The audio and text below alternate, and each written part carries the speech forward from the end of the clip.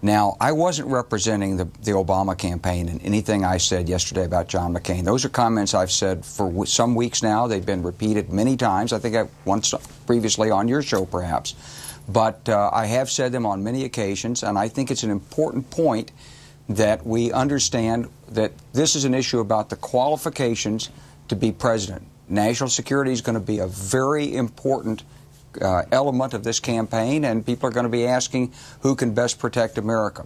But I want to assure you, I would never, never diss someone's service. When people choose to serve in uniform, I honor it. I think that the part that has really gotten people, which I don't think you have said before, was the part about riding in a fighter plane and getting shot down effectively is not a qualification for president. I think that's the line that has been the most controversial. Are you sorry you said it? It's a great line. I didn't make it up. It was given to me by the interviewer. And I don't think it's a great line in terms of conveying. It's too bad that I wish people hadn't misinterpreted that and lost sight of the important point. But I think, we need to get on to the important point here about what are the qualifications to be president. Serving the armed forces is a great thing. It's a great gift to the country, and it shows commitment. And particularly if you're in combat, it can show courage, and John McCain showed all of that. On the other hand, it depends on what your position was in the armed forces and what you did there as to how relevant that service is to the strategic decision-making that is the essence of protecting the United States as president.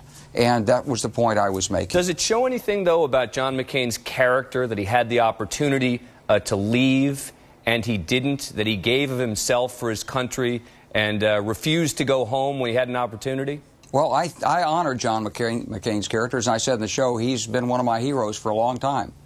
I like John McCain. He's been over to my house and everything. This is about qualifications to be president. That's what this is about. And, by the way, it's also a little bit about the nature of American politics today, that a comment like this can be taken out of context the way it was and create such a hullabaloo. I think we ought to get back to the campaign.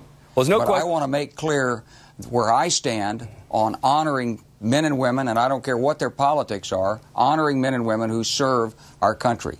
And I do. Is there anything about John McCain's service that you think is relevant in his effort to become president of the United States? Absolutely. I think anybody who serves in uniform, who serves their country, especially in wartime, who has gone through the kind of privations and hardships of John McCain, should be honored for his character and courage, and I certainly do.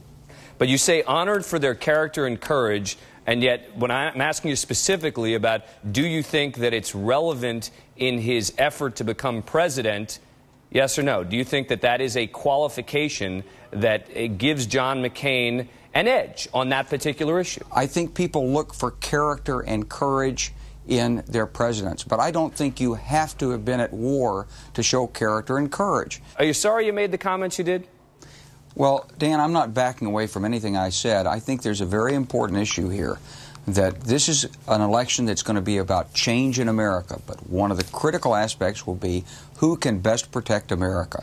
And so the voters will look at the qualifications of the candidates, and I hope they'll look past the fact that one candidate has an outstanding record of service as a pilot and as a prisoner of war, and look instead at the judgment of the two candidates. So if all of this brouhaha helps focus the issue past the fact that one served in the military and one didn't, and into the relevant qualities of judgment of the two respective candidates, then I'll be satisfied that it accomplished something. If it was just a brouhaha in the press and swift boating and an effort to steal the headlines back for John McCain, then shame on all of us for getting wrapped up in it.